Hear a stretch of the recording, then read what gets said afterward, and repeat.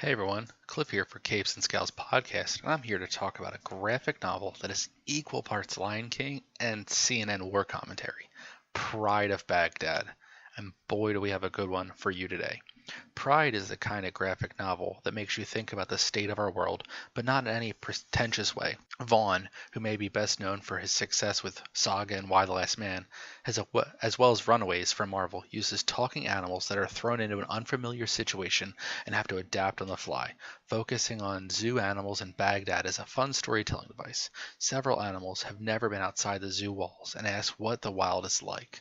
Vaughan uses flashbacks to speak on brief social commentary before moving on to a larger topic, the devastation of war. When the zoo is bombed during an airstrike, the zoo animals are freed into the wild, many for the first time ever. Some cling to the old ways of the zoo's caste system, while others quickly revert to the old ways, an easy, scared meal. Many of the best moments of this book come after the lions are freed and enter the city. Perception of what humans were versus what it looks like humans are surprise the animals. Once in the city, we get two strong female leads that handle most of the violence, recon, and story development. The male lion and cub are both weaker than they appeared behind the walls and the comfort of the zoo. We follow the lions as they learn how to adapt to the war zone that is Baghdad, the perception, reality of society, and their own caste system.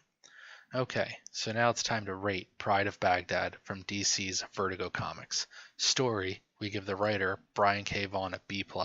His storytelling is solid as it speaks to many real issues and is effective years later. The pace is good, but could cut some scenes to make a smoother story. This book is loosely based on a true story, which adds to the depth of the novel as the reader can look up what happened, after reading of course. A solid one and done graphic novel.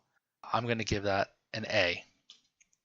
Art, Niko Henrichon, had only worked on one comic prior to working with Vaughan on Pride, the other being written by Howard Chaykin, which is not too shabby.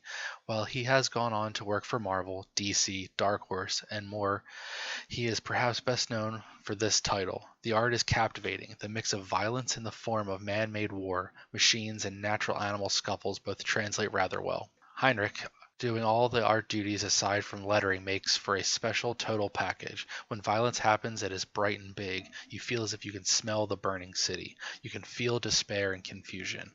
Heinrich is as important, if not more important, than Vaughan to this title's continued success.